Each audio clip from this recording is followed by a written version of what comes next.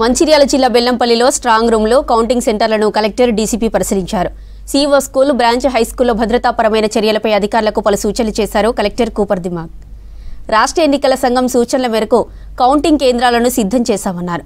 పోలీసుల బందోబస్తుపై డీసీపీ భాస్కర్ ఆరా తీశారు. జిల్లాలో ఫస్ట్, సెకండ్ ఫేజ్లో ఎంపీటీసీ, జెడ్పీటీసీ ఎలక్షన్స్ జరగనుండగా థర్డ్ ఫేజ్లో సర్పంచ్, వార్డు మెంబర్ల ఎన్నికలు జరగనున్నాయి.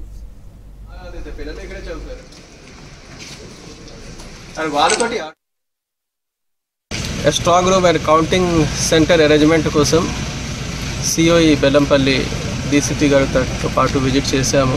సో మనకి 2 ఫేజ్లో ఎంపీటీసీ అండ్ జెడ్పీటీసీ పార్టీ పరంగా ఎలక్షన్స్ ఉంటుంది.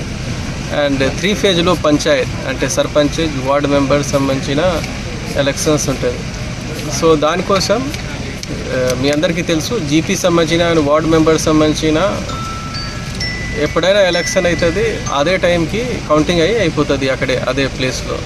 కానీ ఎంపీటీసీ, జెడ్పీటీసీ సంబంధించిన పార్టీ పరంగా ఉన్నాయి కాబట్టి స్ట్రాంగ్ రూమ్ ఏర్పాటు చేసేసి ఒకటే రోజు కౌంటింగ్ చేయాల్సింది. సో కాబట్టి ఎలక్షన్ కమిషన్ ఇచ్చిన ఇన్స్ట్రక్షన్స్ పరంగా సిఓఈలో మనము ఒక strong room and counting centre ఏర్పాటు చేస్తాం. సో ఈరోజు డీసీపీ గారితో పాటు విజిట్ చేసి ఇక్కడ సెక్యూరిటీ పరంగా ఎలా ఉంటుంది, సఫిషియెంట్ ప్లేస్ ఉందా లేదా, దానికి మనము ఎలా చేయాల్సింది అన్ని దానికి సంబంధించిన మనము విజిట్ చేసి చూసాము.